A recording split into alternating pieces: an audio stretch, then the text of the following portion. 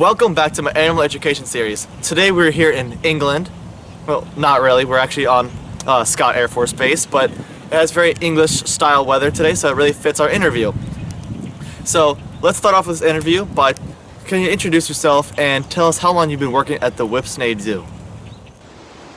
Hi there, my name is Holly Bestley and I am one of the senior learning officers up here at ZSL Whipsnade Zoo over in the United Kingdom.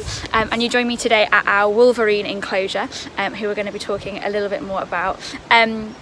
Just to give you a little bit of background on who we are, ZSL Whipsnade Zoo is run by ZSL, who are the Zoological Society of London. They are the charity that run both London Zoo and Whipsnade Zoo here in the UK, as well as having the Institute of Zoology full of scientists who are researching various different animals and the threats they're facing around the world. And we've also got people working in lots of countries across the globe to conserve animals in their natural habitats out there.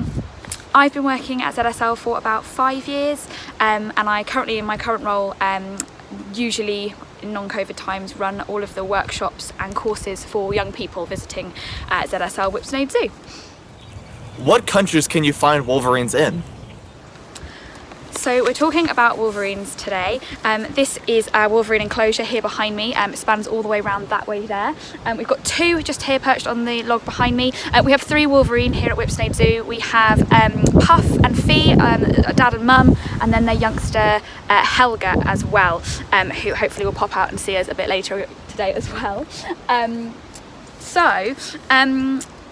They may look like a small bear, but they're actually a member of the weasel family, the mustelids. That's who these guys are. And you can find them usually in kind of remote, cold boreal forests in the northern hemisphere, kind of on the edge of the Arctic Circle. So places all around the top of the world, really, from kind of North Russia and China and Mongolia right round to North America and Canada. What kind of environment do the Wolverines prefer? Any way that you get kind of cold, tundra, taiga, that kind of habitat. What animals are the Wolverines most closely related to? So these guys are the largest of the weasel family, of the mustelid group. These animals are stocky and very muscular. And what kind of other adaptations do these Wolverines have to survive in such a harsh environment? And they are, obviously, you can see they're quite muscular. They're very well known for being quite ferocious as well. In terms of adaptations for that habitat, they've got a thick, kind of dense, oily coat, which keeps them nice and waterproof and also nice and warm in those harsh conditions that they call their homes. They've got very quite large paws, 5-toed feet that are very good for walking around on the snow out there. And also on each of those toes they've got lovely long claws as well, because these guys are fantastic climbers. So obviously they live in forested habitats. They're very, very good at climbing trees. They've been known to kind of wait at the top of trees and ambush prey as they walk past. It's a great thing they can do. They have a special upper molar as well that they use to feed on carrion, to crunch through those bones.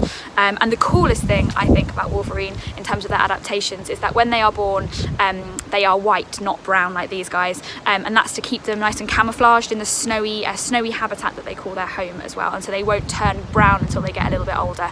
And I've got some footage I can share with you guys of our kits when they were little, because Helga and Freya, who moved on to a different zoo recently, they were born here at Whipsnade Zoo, and about a year and a half ago, early 2019 they were born, and so we saw them in all their beautiful white furred glory. And doing my research and watching videos and shows about these Wolverines, they seem to be very aggressive animals. So what kind of animals would fall prey to the Wolverine? You are right, these guys are aggressive and bold. They are very, very tenacious animals, but they're not just carnivores, they are omnivores. So in the wild they would eat a whole range of things.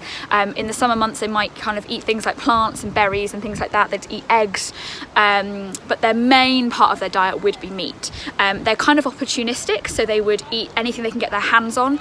So they would hunt smaller things like rodents and rabbits, but they would also feed on carrion, so dead larger animals, elk, caribou, things like that, and also they would feed on the kind of remains left by other larger carnivores in their home habitat as well, anything that they could kind of get their hands on. It has apparently been seen that if one of these guys approaches even a bear, whilst it's feeding, sometimes the bear will back off because these guys are quite so ferocious. And they have been known to attack larger animals themselves if those larger animals are vulnerable or injured in some way. So one single Wolverine can bring down a reindeer or caribou if it tries hard enough and if that reindeer is a little bit compromised. Anything they don't eat, they'll bury in the snow and then eat it at a later date. How is your zoo working to emulate the Wolverine's natural environment and to provide enrichment for these animals? Here at the zoo, we feed them a whole mix of things. We try and kind of replicate that varied wild diet. So they'll get things, depends on the day. Sometimes they get full carcass feeds, where they'll get a whole kind of animal as if it's been kind of left out for them. So they'll attack that as a group. Sometimes they'll get smaller meat feeds, and they'll also, we try and feed them some berries sometimes to try and stimulate that part of their diet. They get eggs, peas, sprats, small fish, things like that. But they don't really tend to like the berries so much yet. They haven't quite figured out that's something they're supposed to eat. They love, in the summer months when it was really hot, we also give them frozen blood to try and keep them nice and cool, and that's something that they quite enjoyed getting. So yeah, they get a really varied diet here at Whipsnade. What other animals would try to prey on a Wolverine? So because of the ferociousness of these guys, they have a few predators in the wild. Mountain lions, wolves, bears, things like that could prey on these guys, but the main predator of these guys over the years has been humans. Hunting them for their fur, things like that is decreased in recent years, but it is something that has been known and has kind of led to their decline over the years. What are the distinct differences between the Eurasian and the North American Wolverine species? Some authors do recognise two distinct subspecies of Wolverine between the Eurasian Wolverine and the North American Wolverine, but it's a big dispute amongst taxonomists about what the differences are, other than just kind of geographical differences and genetic differences. So there's not much noticeable differences between the two. Sometimes that the hunting strategies are slightly different because the habitats they are in are slightly different, but it's not anything that's hugely noticeable. During my research, I also discovered that Wolverines are primarily solitary animals. How do they go about finding each other for breeding? These guys are a solitary species. They're very territorial, so males in the wild will scent mark their entire area so that they can sort of warn the other males to stay away. But the females, they'll probably cross over, multiple females will cross over into the male's habitat, and that's how they can find each other when it's time to mate. They tend to form kind of long-term relationships in the wild with a number of females, so a single male to kind of maybe 2 or 3 females that all live in the same territory. How long is the gestation period for a Wolverine, and about how large is their litter?